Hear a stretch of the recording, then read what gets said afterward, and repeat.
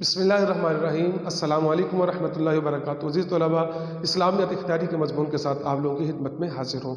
آج ہم دو احادیث مبارکہ کا ترجمہ اور ان کی مختصر تشریح کو دیکھیں گے۔ حدیث نمبر 26 اور حدیث نمبر 27۔ 26 کا عنوان ہے زمین پر ناحق قبضہ کرنے کی اخروی سزا، اور حدیث نمبر 27 کا ٹاپک ہے فصل اگانے والے کے لیے صدقہ کیا چیزیں بنتی ہیں۔ پہلے حدیث نمبر 26 کو دیکھتے ہیں۔ ان عبداللہ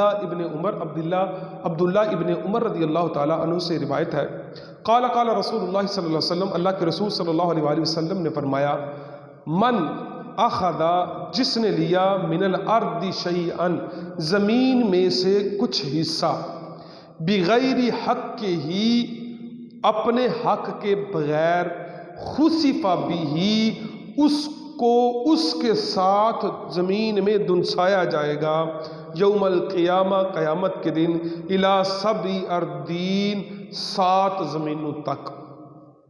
حضور صلی اللہ علیہ وسلم نے ارشاد فرمایا، جس نے ناحق کسی کی زمین پر قبضہ کیا، تو جو ناحق کسی کی زمین پر قبضہ کیا جاتا ہے، قیامت والے دن اس زمین کو اس کے سر پہ رکھا جائے گا اور اس کو 7 زمینوں کے اندر دنسا دیا جائے گا۔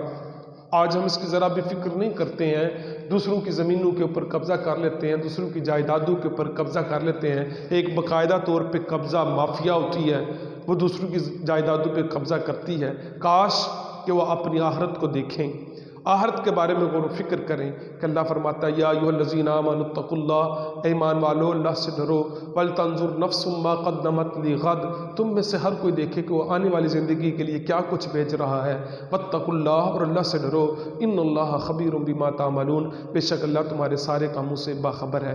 تو زمین کے اوپر کسی کے قبضہ نہیں کرنا چاہیے۔ دوسری حدیث مبارکہ، فصل اگانے والے کے لیے صدقہ۔ حدیث مبارکہ ان ابی ہریرہ رضی اللہ تعالیٰ عنہ سے روایت ہے، قال رسول اللہ صلی اللہ علیہ وسلم، اللہ کے رسول صلی اللہ علیہ وسلم نے فرمایا، ما من مسلم یغرس غرسا، جب کوئی مؤمن پودا اگاتا ہے، وَيَزَرَعُ زَرْعًا، یا کاشت کرتا ہے کسی کھیتی کو، فَيَأْكُلُ مِنْهُ طَيْرٌ، پس اس میں سے پرندے کھاتے ہیں، او انسان، یا انسان کھاتے ہیں، او بہیمۃ، یا مویشی کھاتے ہیں، الا کان لہ بہ صدقہ، مگر یہ اس کے لیے صدقہ بن جاتا ہے۔